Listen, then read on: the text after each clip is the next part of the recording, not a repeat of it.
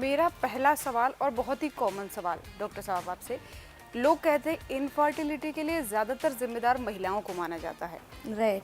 Commonly जब हम लोगों से बात करते हैं या फिर लोग भी बताते हैं किसी भी घर में बच्चा नहीं हो रहा तो वही इसके लिए जिम्मेदार महिला है। आदमी तक तो जाने की सोचते भी नहीं हैं। तो क्या ये मिथ है या फिर ट्रू है या फिर क्या रेशियो है? देखो, मैं तो साफ बोलता हूँ, हमारी जो सोसाइटी है वो मेल डोमिनेटिंग है। राइट। तो यहाँ पर एलिगेशन लोअर को ही जाएगा, जो मर्जी कह लो। अब एलिगेशन के लिए वो कुछ नहीं मिलता, तो कभी वो फीमेल ख़राब हो जाती है, तो कभी उसका परिवार ख़राब हो जाता है।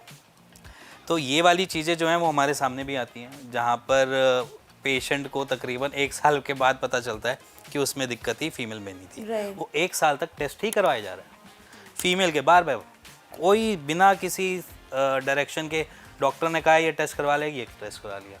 और डॉक्टर्स भी वहाँ पर इतना नहीं गाइड करते कि आप एक बारी वहाँ पर टेस्ट भी करवाओ, मेल साइड भी टेस्ट करवाओ, और वो उसको 1 साल तक खींचते हैं। तो मेरे ख्याल से हमको ना, आपको या हमको मिलके थोड़ा सा इस बारे में भी उठाना चाहिए, पॉइंट उठाना चाहिए एग्जैक्टली कि हमने सोसाइटी को देना क्या। देखो, सोसाइटी में दोनों के पास प्रॉब्लम्स आ सकती है, मेल के पास भी आ सकती है, फीमेल के साथ भी आ सकती है।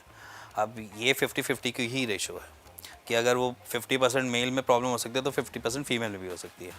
बट यहाँ पर फिर आ जाती है बात रिलेशनशिप की। राइट।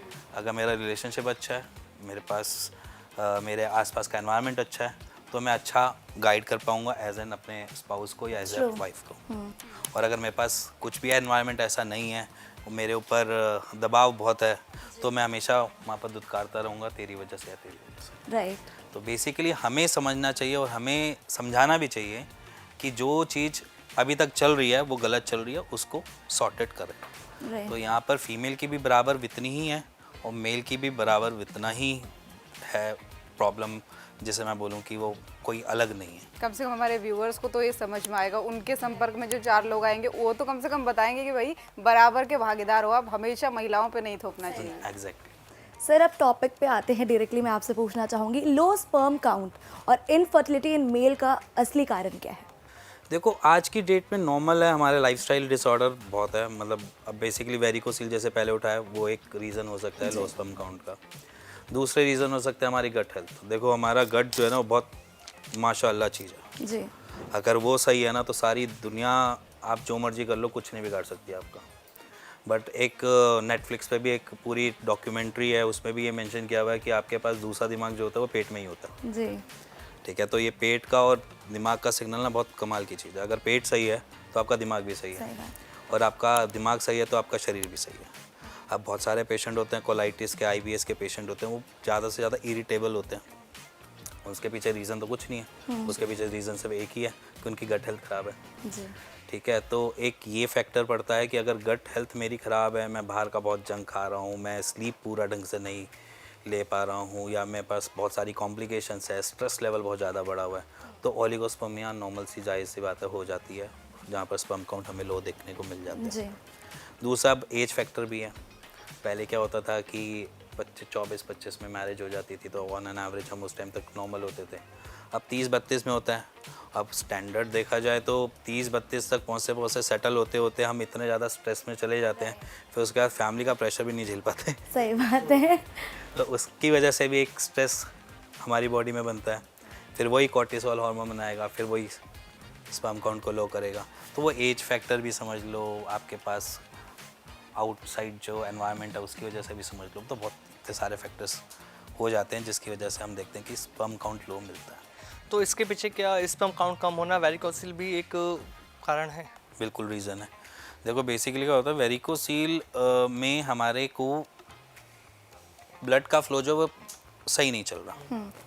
ब्लड का फ्लो घूम के दोबारा टेस्टिस की तरफ आ रहा है, और जब वो टेस्टिस की तरफ आ रहा है तो वो न्यूट्रिशन गैदर नहीं कर पाएगा। अब एक एग्जांपल से समझ लो, जैसे इस जगह पे हम बैठे हैं, अब मैं यहाँ पर, आप मेरा पॉडकास्ट ले रहे हैं, तो अगर यहाँ पर बहुत सारे पॉडकास्ट वाले हों तो मेरी एफिशिएंसी कम होगी या ज़्यादा होगी? कम होगी, है ना।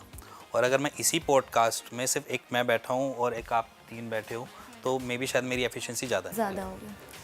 तो और उस पॉडकास्ट में क्या होगा कि बहुत रैंडमली क्वेश्चंस आ रहे होंगे इधर उधर से, ठीक है ना, मैं आपको ढंग से आंसर कर पाऊंगा ना मैं उनको आंसर कर पाऊंगा। एग्जैक्टली हमारी टेस्टिस के साथ ऐसा होता है, उसको पता ही नहीं चल रहा न्यूट्रिशन कहाँ से लूँ। उधर से जो डीऑक्सीडाइज ब्लड है, जिससे न्यूट्रिशन वो पहले ले चुका है, वो ब्लड दोबारा घूम के आ रहा है। जी। ऊपर से जो एक्चुअल न्यूट्रिशन वाला ऑक्सीडाइज ब्लड है, जो न्यूट्रिशन कैरी कर रहा है, वो वाला ब्लड भी वापस आ रहा है। जब दोनों वहाँ पर आ रहे हैं तो उसको समझ ही नहीं आ रहा मैं किससे लूँ, तो पजल आउट हो जाता है, वो हाथ हटा देता है, कहता है जितना काम हो रहा है इतना काफ़ी है, बाकी का काम छोड़ दो। तो इस वजह से वो फर्टिलिटी इशू क्रिएट कर देता है। राइट। तो स्ट्रेस कितना मायने रखता है या कितनी भागीदारी देता है इस काउंट को कम करने में? बहुत। अगर आज की डेट में देखा जाए तो स्ट्रेस की वजह से हमारे बॉडी में कॉर्टिसोल हार्मोन रिलीज होता है, और कॉर्टिसोल एक तरीके से हमारा दुश्मन है, स्पर्म का पूरा कम्प्लीटली दुश्मन है। दूसरा, स्ट्रेस की वजह से हम अलग हेल्थ इश्यूज़ के तरफ भी बढ़ जाते हैं, जैसे मेंटली स्टेबल ना होना, इरिटेबल रहना, गट हेल्थ परेशान रहना, मतलब बहुत सारी कॉम्प्लिकेशन से लड़ रहे होते हैं। तो बॉडी को समझ नहीं आ रहा था करे तो क्या करे, तो वो न्यूट्रिशन को लैक करना कम ज़्यादा स्टार्ट कर देती है। जब वो न्यूट्रिशन लैक करना स्टार्ट करती है तो फिर वो आपको रिजल्ट या रिवर्ट बैक में कुछ नहीं दिखा पाती, तो इसलिए वहाँ पर स्पर्म काउंट लो हो जाते हैं। तो फीमेल्स में भी यही काम करता है एग रिलीज करने में, ये स्ट्रेस काफ़ी मायने रखता ऑब्वियस ही बात है। अब स्ट्रेस में आप मान के चलो, जैसे हम नॉर्मल बात करते हैं कि हर तीसरी लड़की को PCOS है, PCOD है, Right. तो कोई रीज़न थोड़ी ना है। आज की डेट में इतना कॉमन क्यों है, पहले तो नहीं होता था। पहले स्ट्रेस देखा जाए तो शायद हमारे पेरेंट्स ने हमसे ज़्यादा ही काम किया हुआ, ठीक है, बट फिर भी ऐसा नहीं है कि उनको स्ट्रेस वैल्यू या स्ट्रेस जो उनको मिल रहा था वो हमसे कम या हमसे ज़्यादा मिल रहा था।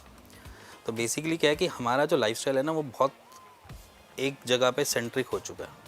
हमको अपने पास जो चाहिए वो सारी चीज़ें चाहिए। हमें ये भी चाहिए कि हमारा फ़ोन कौन सा है, हमें ये भी चाहिए फ़ोन में क्या है, और फ़ोन से अलावा और क्या चीज़ें हैं। आज की डेट में देखो, आपने अपने स्पेसिफिक पूरे दिन में देखा जाए तो आप अपने को और अपने फ़ोन को कितना टाइम देते हो? आपको फ़ोन को ही टाइम मिल रहा है, जी हाँ। तो आप वो सेंट्रिक हो जाते हो, तो वहाँ पर आप अपने लिए टाइम नहीं निकाल पाते हो, बल्कि वहाँ पर आप ये देख लेते हो कि किसकी रील ज़्यादा अच्छी चल रही है और किसकी रील कम चल रही है। ठीक है, और अगर आप रील बना रहे हो तो वहाँ पर आप कुछ नहीं करते, बस थोड़ा सा स्ट्रेस ज़रूर लेते हो, ठीक है।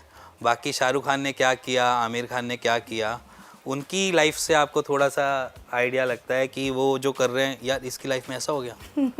चाहे आपने लिया नहीं लिया, बट फिर भी बात तो करते ही हो, आपके नॉर्मल थॉट्स में तो आता ही है। तो ऐसी चीज़ें बहुत कॉमन है हमारी लाइफ में, ठीक है। हमें कोई गाइड करने वाला इस बारे में होते हैं तो हम उनको कहते हैं बेकार है यार, क्या करना। बट अगर वो कोई गाइड कर रहा होता है तो उसको हम इतनी तवज्जो नहीं देते, तो उसकी वजह से हम धीरे धीरे करके अपनी लाइफ को ही ज़्यादा स्ट्रेस में डाल रहे होते हैं। राइट। और वो स्ट्रेस जो है वो बेसिकली हमें हार्मोनल चेंजेस तो दिखा ही रहा है, साइड बाय साइड हमारा मेंटल पीस भी ले रहा है, और साइड बाय साइड हमें नींद उड़ा रहा है, बहुत सारी चीज़ें कर रहा है, जो वो सारी कैलकुलेटिव जो सेंटर बन जाता है ना उसका कैलकुलेट करके, वो एक ही बनता है कि आप परेशान हो, और परेशान आदमी कम स्पर्म काउंट बनाएगा।